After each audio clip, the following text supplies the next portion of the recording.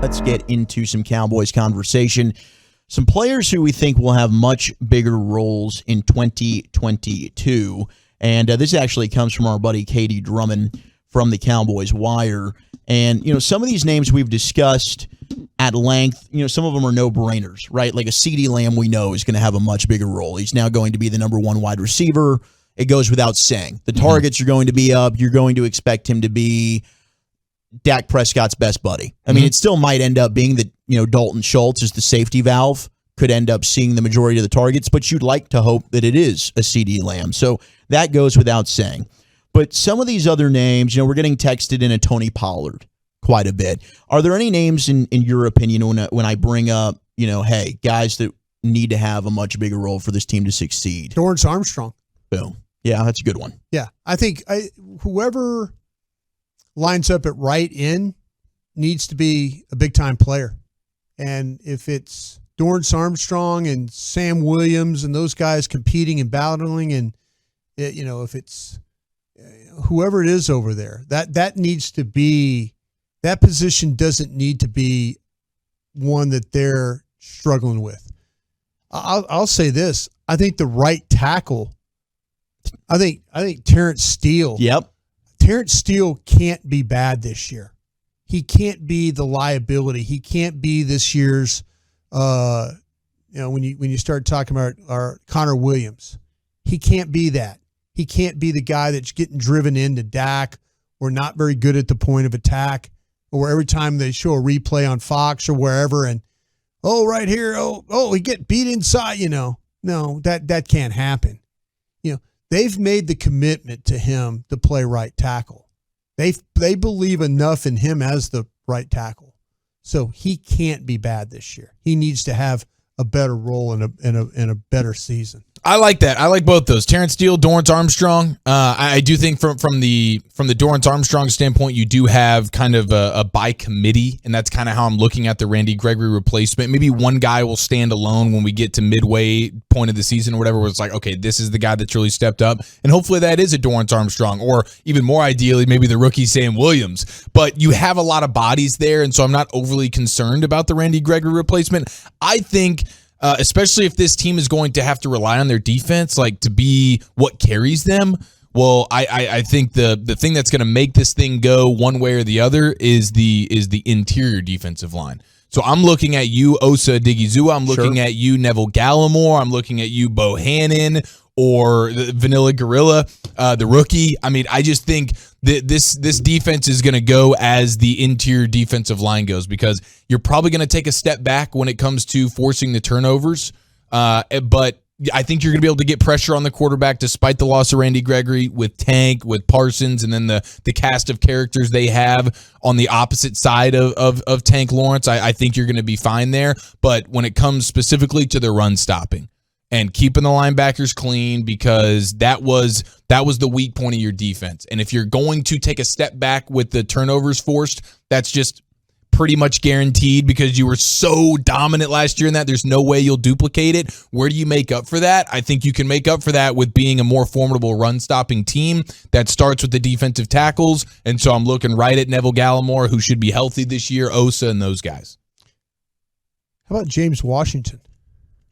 Okay, James Washington is going to need to have a bigger role, especially if you're without Michael Gallup. Yeah. I mean, the whole pup thing has terrified me. Okay. The fact that was even mentioned is a bit terrifying. The pup thing is something that they're desperately working on right now. Sure. Burt Brown, those guys over there, they take no vacation. They know they have a week. They have a timetable, what they're trying to do. But they do not want this thing to be on pup. Yeah. Because you need them. I mean, if that goes pup, that's your first four right there. Eric and I are not, we're not believers that Michael Gallup's a one. I don't see it with Michael Gallup as a wide receiver one. I like him as a two a lot. I think he's a really good two for you. I think CeeDee Lamb and Michael Gallup is your one and your two, and then you see what you have in James Washington, and you let Tolbert grow, the rookie, throughout the year. I think you have a good enough receiving core there to get you through. But you got to get Michael Gallup on the field, and you got to get him healthy. Because this is a lot to ask a rookie third-rounder to come in and start for you. immediately. There's no honeymoon here. It's, buddy, get out there and show us what you got. And if he's got to do it for the first 6 weeks for you because you don't have Michael Gallup, who you've just paid a bunch of money to because you were expecting for him to start, it hurts your offense. It really, really does. A name I'm looking at, because you're right, I think we're all feeling as though for all the reasons we just mentioned, at least early on in the year, the defense is probably going to have to carry this team. Malik Hooker. Malik Hooker, he was in a bit of a rotation role last year. I think he's the only true free safety on this team, unless somebody emerges and proves otherwise. I think he's the only one that can play that true center field role for you. And he's looked good in the practices we've seen from him. I mean, he looks like he's come back and he's healthy. And I know Bobby Belt has him on his short list of guys who could be like breakout sort of candidates for the Cowboys. I like that. He's going to play a huge role for you. Yeah. Absolutely. I think Malik Hooker's big. Yeah, absolutely. And can he stay healthy? That's a big, because he's on another 1-year deal? Yes. So, I mean, he's looking to maybe, if he can finally go through a year in a defense under Dan Quinn, who he's proven he's going to put you in a position to succeed. Yes. This could be a big, hey, pay me type season for Malik Hooker. Go out there, earn your money, bud. Let's see. Actually, I'm looking at it. I think it might be a 2-year deal for our guy for here. Malik? 2-year deal, $8 million. There we go. Okay. So good. But Good which for is the Cowboys. Yeah, that is good for the Cowboys because he's definitely the guy that, I mean, he's still plenty young. It's really just been the injuries that have killed him. Last year he stayed healthy, and now he's a couple years removed from the Achilles. I mean, he's coming out of Ohio State. I think we were all thinking, my. Yeah. This dude's going to be a superstar. Ed Reed style vibes, just in regards to the way he could be that center fielder. And so, and we know how much that Dan Quinn likes to do the 3 safety look. Hey, J-Ron Kirst, you're going to act as kind of a linebacker. Here comes Donovan Wilson. Then there's Malik Hooker. I mean, that's one of the things that, I mean, I believe the Cowboys might have had the most big nickel packages, is what they call it, of any defense in the league last year. And it's because you have guys like Hooker, Wilson, and Kirst that can all play together. And that's a lot of fun if you're Dan Quinn, man. Mm-hmm. And then we've got some texts about Pollard. Yep, of course, I agree. Pollard should hopefully have a bigger role. They have to prove to me that they're willing to use Pollard. It's the same conversation we have every summer about Pollard. We all know how great Pollard is as a player.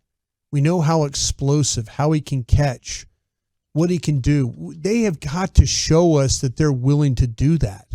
They haven't. That's the thing. And everybody's like, oh, he has to have a bigger role. Sure he does. We say it every year. What do they say? Rinse, repeat. That's kind of where we're at right now with him. I'm hopeful. I think we're all hopeful. We're all hopeful, but I'm with you. The thing for the Cowboys, though, is not that they've had much in the way of excuses. Now there is zero excuses for not having him being a focal point of your offense, because you don't have so much talent that you're trying to spread the ball around or whatever it is. Like, this is a guy that he's the only home run threat you really have on your team. I mean, CeeDee Lamb should have that capability, but the only guy when the defense lines up that they're really scared of, the guy that could take the 5-yard play and make it a 65-yard play, I mean, that's Tony Pollard. Yeah, I think we're all hopeful that the Pollard stuff ends up being real, but it's one of those things, we've heard it. To your point, Broadus, we'll believe it when we see it. Exactly.